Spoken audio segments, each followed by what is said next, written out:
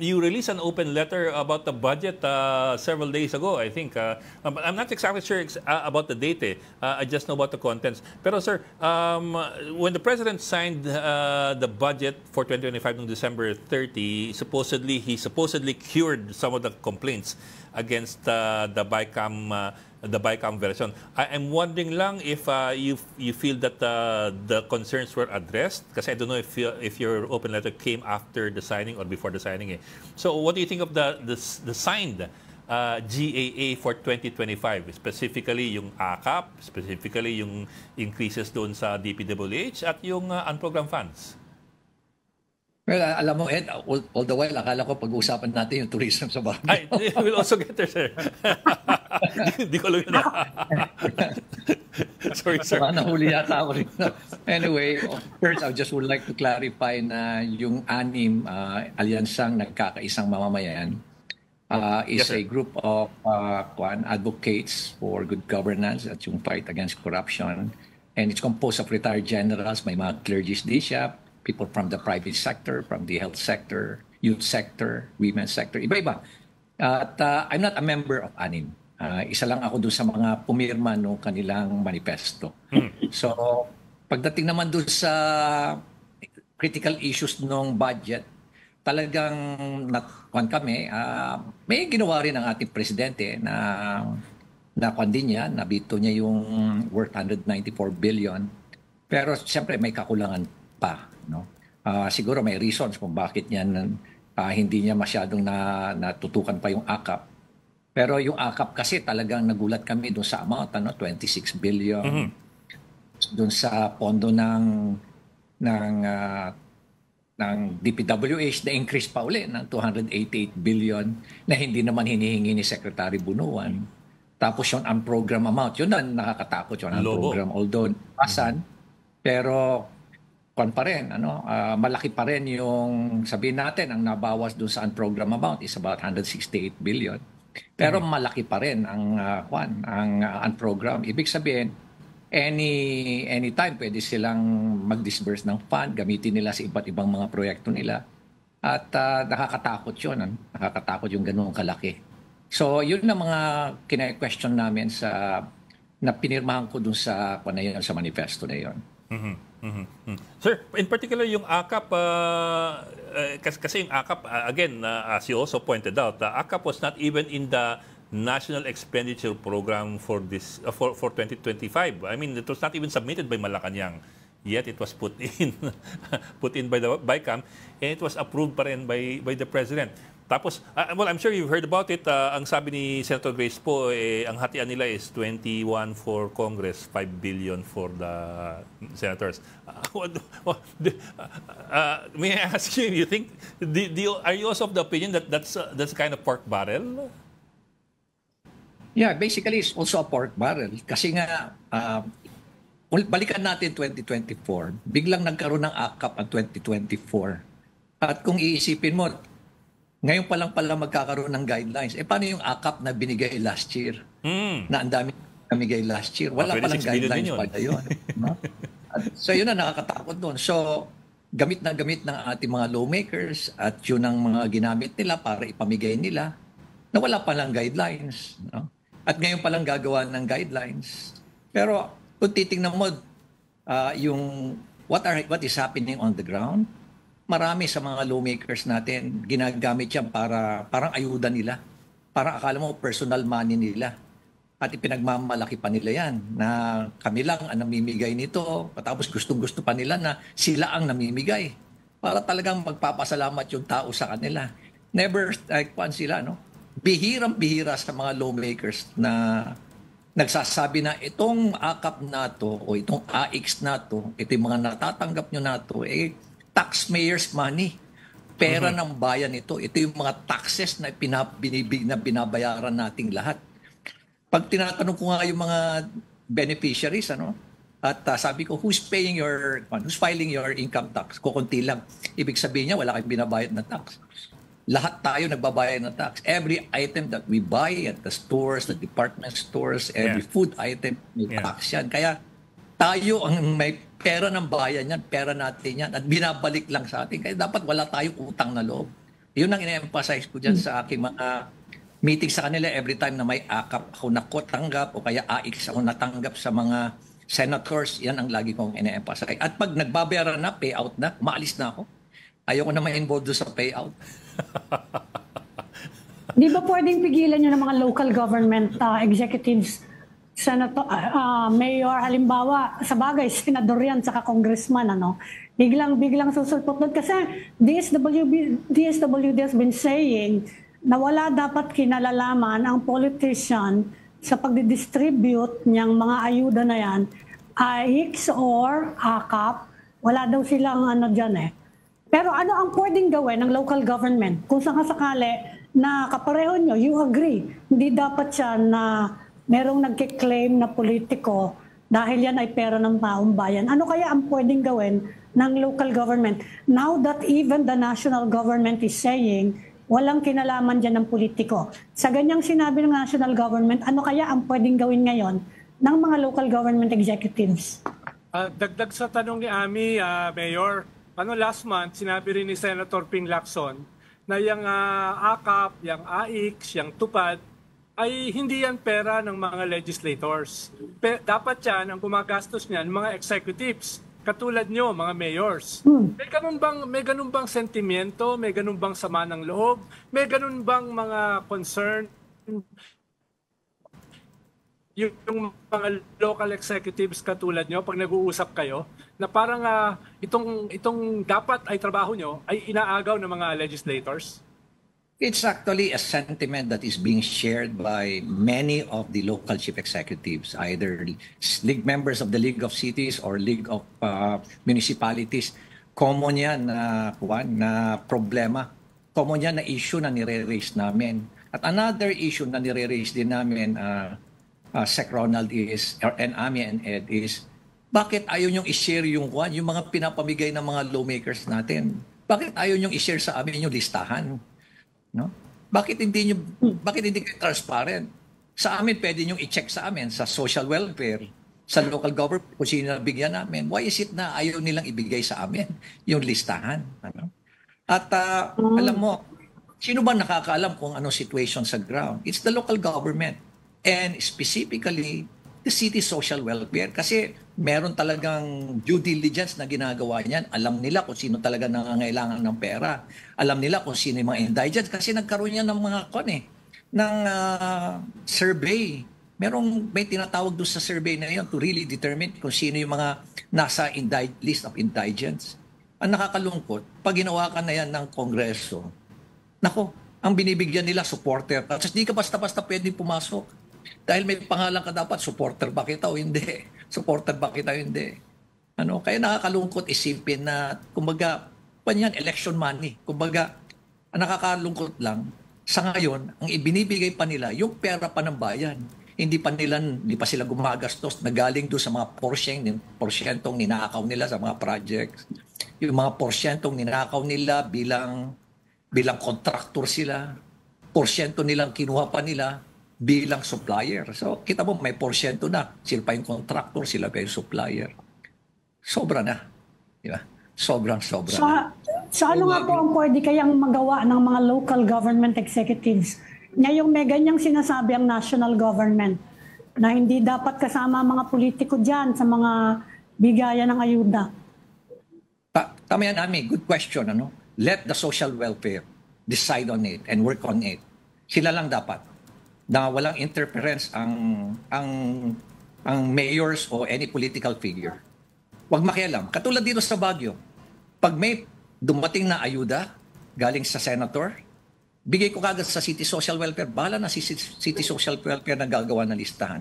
Walang pakialam ang mayor. Hindi niya sasabihin, ito bigyan mo, ito bigyan mo. Bawal yon sa amin dito. And I hope sana, I'm pretty sure na marami rin sa mga mayors, ganun din, o governors, ganun din ang ginagawa. Leave it to the social welfare. Yan yung actual guideline na sinasabi ng DSWD eh. Hindi nasusunod eh. Paano kung biglang sumulpot doon sa bigayan yung isang senador, merong nung panahon ng pati Vice President sumisipot sa bigayan ng AIX eh. Paano pag gano'n? Anong gagawin ng social welfare personnel? Alam niyo naman dito, sasabihin dyan bakit mo ba ako sino ka ba? Paano ka ba ganun na sinabi? Hindi yan kasi tauhan lang yan eh. Hindi yan, these are people who these Siyempre, are civil medyo servants lang. mayayanig Alam mo yan, naman ano? Biglang magdatingan yung mga bodyguard ng senador, yung congressman. Ano namang pwedeng gawin ng mga ordinaryong mga civil servants? Straightforward answer, wala magagawa, Ami. Wala magagawa, kundi i-accommodate sila. Ganun lang yun eh. Plain and simple. You have to accommodate them. Allow them to talk.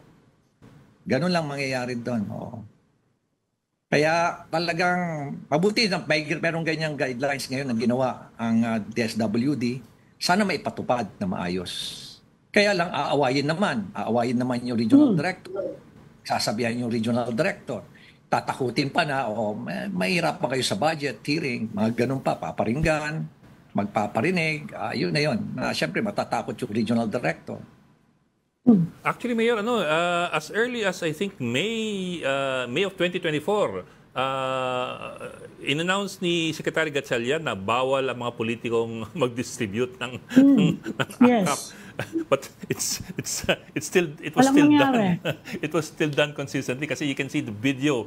Ang dami mga video clips online pati mga pictures So it's and also ang sabi-sabi ng DSWD Assistant Secretary before, as early as 2021 meron ng guidelines di ba? May penalties na guidelines yung DSWD na release doon sa pamimigay ng ayuda, dapat hindi nakikialam ang mga politiko.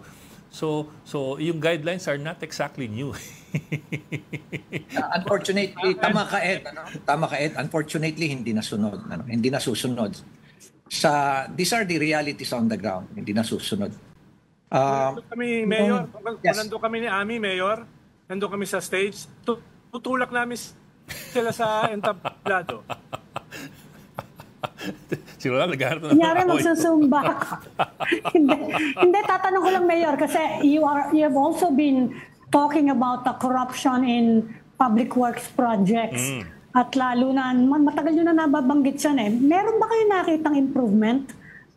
Siguro over the past 2 or 3 years, dun sa mga reklamo nyo, nagkaroon ba ng action, nagkaroon ba ng reforms?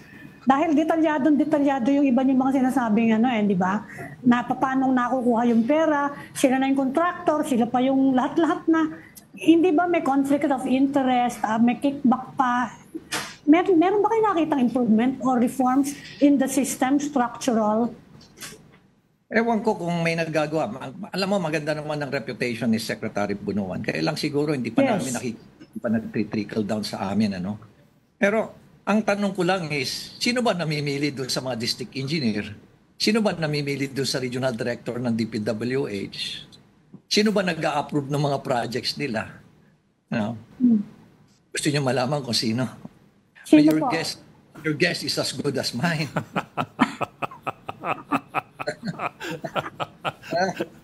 Your guess is as good as mine. Hindi naman si Secretary Bunuan na nag-a-appoint niya. Imili. Alam na natin kung sino namimili. Sino namimili, yun ang kasabwat nila dyan sa mga kalokohan nila. Kaya makikita mo, napakaraming mambabatas ngayon na contractor. Diba? Yes, oo nga. Hindi pa contractor, supplier pa. Kaya sabi ko triple whammy. May porsyento na, contractor pa, supplier pa. Kaya nga, ang joke ngayon among the contractors, wala na raw SOP. Wala na raw SOP. Kasi sila na yung Hindi na kailangan. Sobra, no? Hindi na kailangan ng lagay kasi sila yung... Common na mga pinapanggit nila is wala ng SOP o kaya for you. Yun ang words nila mga words nila, mga phrases nila for you. Bakit for you? Para sa kanila na lang, puro sa kanila na lang lahat. Kaya oras for na you lang. Pagkakakitaan. Kaya kukunti na lang ang kinikita ng mga contractors Kaya nga, paano yung ginagawa? What are you going to do about it? Wala, sir. Substandard. Malabnaw yung konkreto. Yes, ganun ang gagawin namin. Ang favorite na projects nila para kumita ng malaki. Kasi ang favorite na projects ng mga politiko ngayon, para talagang malaki yung porsyento nila na kayang umabot ng 40%. Yon, yung rock netting. Yan. Binanggit nga na yung rock netting, pero na rock netting ngayon sa Cannon Road. Ano? Cannon Road. Pero sinasabi sa akin, dininto na raw rock netting. Second is yung road opening. Third is asphalt overlay. Instead na pinin nila ng maraming beses, kukunti lang para hindi bumagsak doon sa kwan. Alam, bago ngayon na kwan is 4 millimeters na lang yata, 5-6 millimeters, ganun.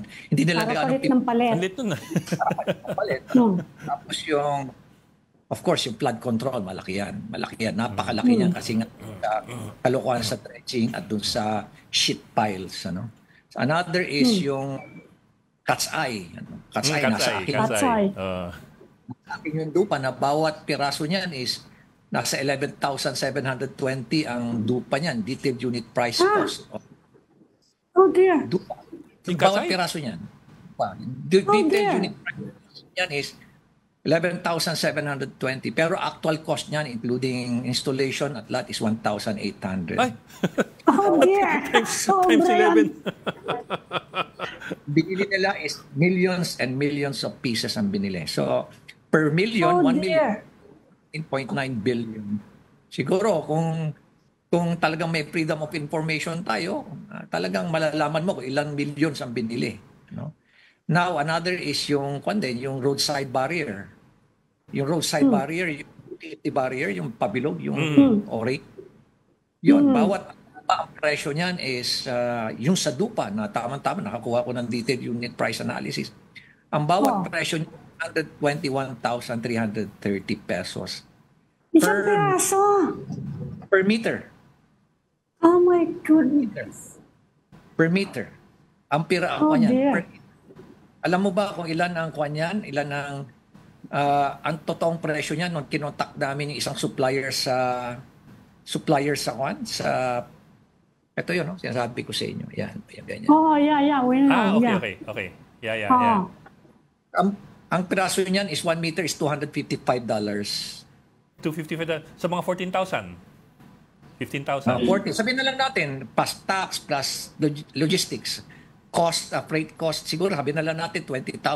20,000, 21,330.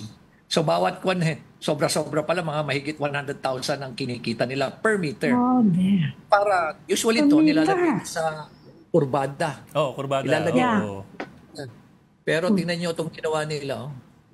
Ito yung cost. Ito yung cost na $255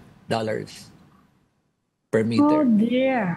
Pero para mas marami silang ilalagay, ito pati ito, nilagyan. Oh. Tingnan nyo. Ang observation. Pati Hindi diretso. hindi siya kurbada. Pati diretsong lugar, nilagyan. Hindi siya kurbada. And hundreds of kilometers ang nilagyan yan. Hundreds and hundreds of kilometers. Can you just imagine, per meter, it's 100,000 pesos. Mhm. At Kwarta marami, natin yan. Si Mayor, ang daming revelation ni Mayor. Oo nga kulang tayo, kulang na oras. Kulang ng oras. Imbitahin pa natin ulit si Mayor. Mayor, Mami. Can we have you back Wala pa one tayo of doon these sa days? tourism. Yung wala nga yung project natin na tourism. Sabi nyo sa akin, tourism. Ang Hindi pag-uusapan. namin natanong yung tourism. Baka may part 2, Mayor, para sa ano. Mayor, but can we have you back? Yes. We can talk about tourism and this, part 2. Part 2. Maraming salamat, Mayor Magalong. Thank you for joining us this afternoon.